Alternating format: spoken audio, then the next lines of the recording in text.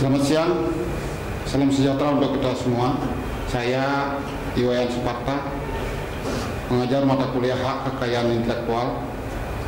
Untuk hari ini kita akan membahas hak cipta, undang-undang hak cipta dan perlindungan hukum warisan budaya tradisional.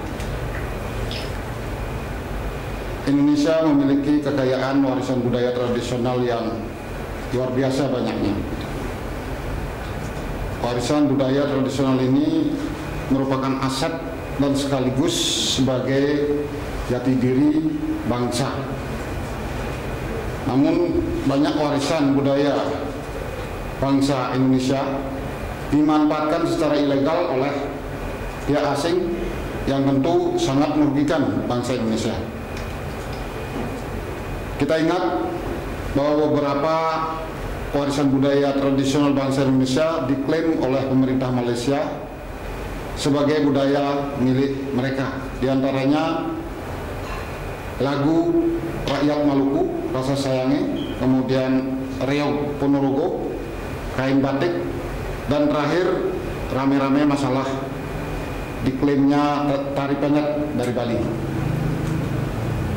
Selanjutnya. Nah, perlindungan terhadap warisan budaya tradisional ini secara hukum baru kita diatur sejak tahun 2002, yaitu dengan Undang-Undang Nomor 19 tahun 2002 tentang hak cipta, di mana dalam pasal 10 ayat 2-nya mengatakan negara memegang hak cipta atas folklor dan hasil kebudayaan rakyat yang menjadi milik bersama seperti cerita, hikayat, dongeng, legenda, babat, lagu, kerajinan tangan, koreografi, tarian, kaligrafi, dan karya seni lainnya. Kemudian dalam pasal 10 ayat 3 dinyatakan di situ bahwa untuk mengumumkan atau memperbanyak ciptaan tersebut, orang yang bukan warga negara Indonesia harus terlebih dahulu mendapat izin dari instansi terkait dengan masalah tersebut. Selanjutnya pasal 10 ayat 4 menentukan bahwa ketentuan lebih lanjut mengenai hak cipta yang dipegang oleh negara diatur dalam peraturan pemerintah. Nah, kalau kita lihat bahwa hukum hak cipta, yaitu undang-undang hak cipta kita ini, tentu kalau kita lihat sejarahnya adalah mengadopsi konvensi Bern, The Bern Convention, tentang perlindungan terhadap ilmu pengetahuan, sastra, dan karya seni. Nah, konvensi Bern ini dilandasi oleh konsep pemikiran Barat dengan dasar filosofis individualistik, legalistik. Oleh karena itu, hak kekayaan intelektual ini secara tegas dinyatakan di dalam konvensi internasional bahwa hak kekayaan intelektual ini adalah hak personal atau personal right. Nah, karena adopsi tadi, maka apa yang dimaksud dengan hak cipta di dalam Undang-Undang Hak Cipta pasal 1 angka 1 adalah hak eksklusif bagi pencipta maupun penerima hak untuk mengumumkan atau memperbanyak ciptaannya atau memberikan izin untuk itu dengan tidak mengurangi pembatasan menurut peraturan perundang-undangan yang berlaku.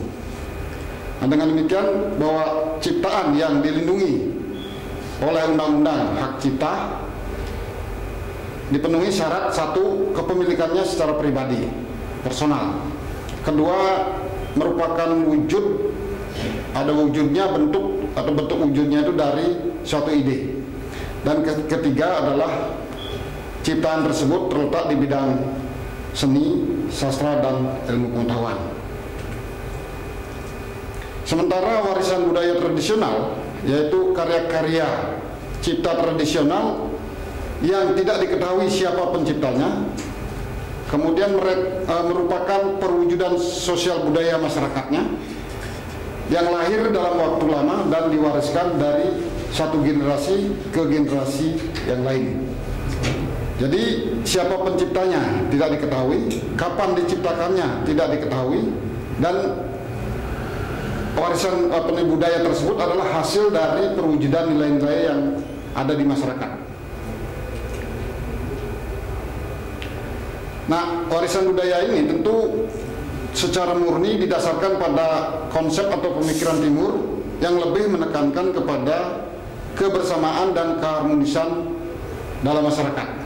Jadi kalau kita bandingkan dengan warisan budaya ini dengan apa yang diatur di dalam Undang-Undang Cipta, itu terdapat perbedaan-perbedaan yang sangat prinsip, di mana antara hak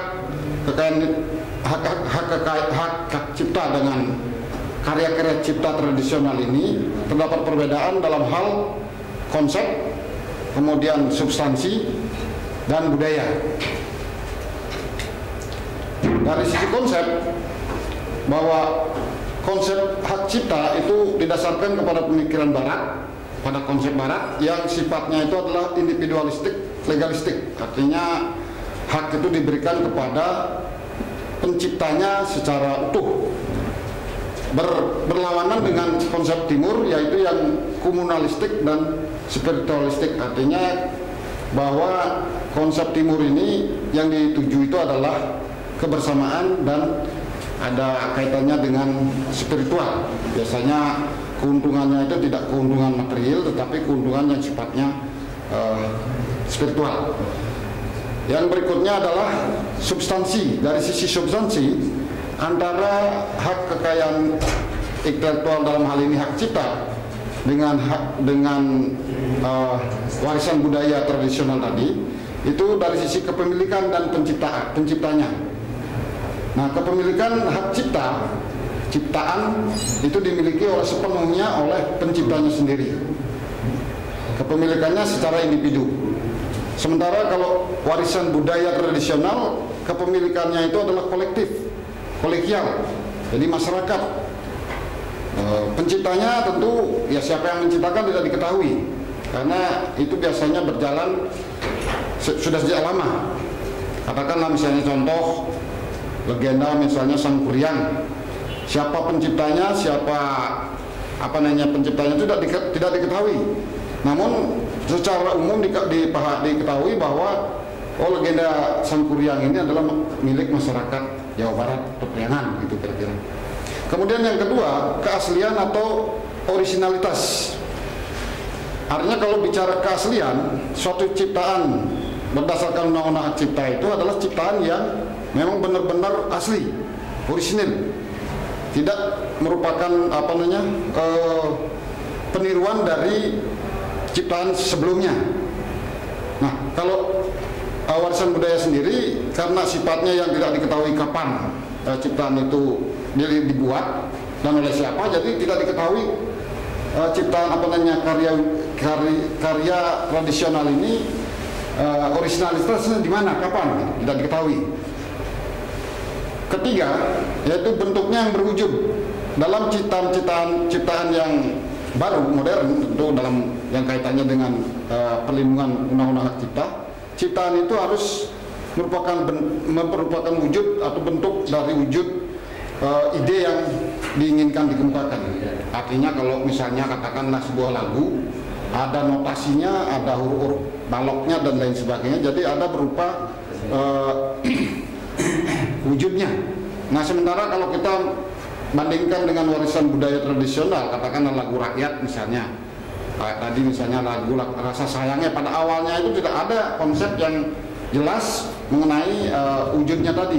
Biasanya lagu itu didengarkan kemudian ditiru, selanjutnya demikian dari generasi ke generasi. Nah, yang keempat dari sisi substansi adalah masa perlindungannya, masa perlindungan hukumnya.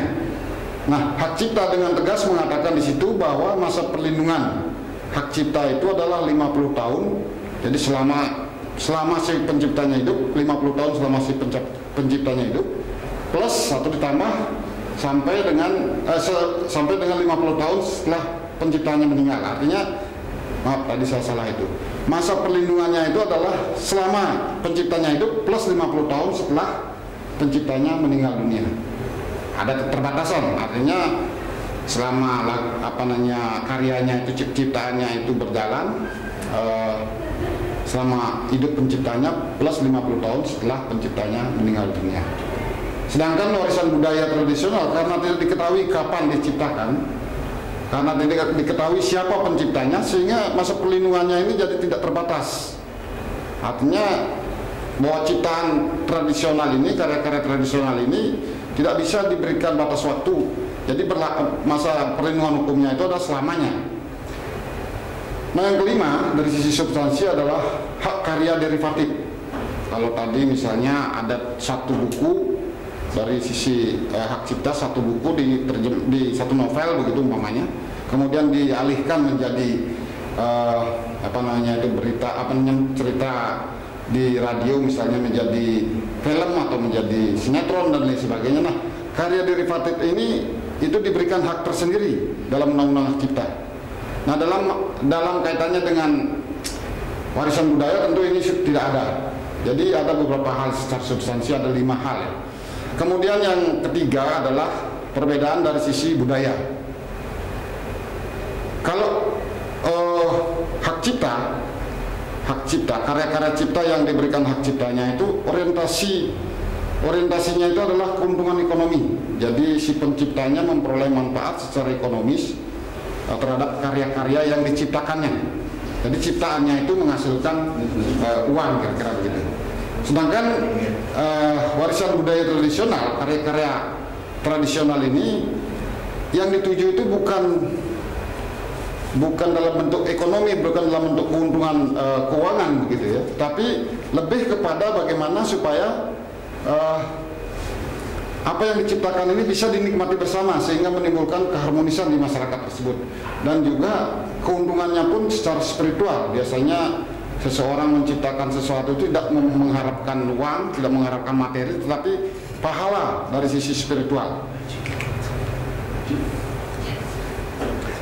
Nah, atas perbedaan-perbedaan tadi itu ada dapat dikemukakan bahwa perbedaan yang sangat mendasar tadi itu bahwa Undang-Undang Hak Cipta, yaitu Undang-Undang Cipta tahun 2002 pasal 10-nya ini tidak dapat diterapkan untuk melindungi pemanfaatan ilegal karya-karya cipta tradisional bangsa Indonesia yang dimanfaatkan oleh pihak asing.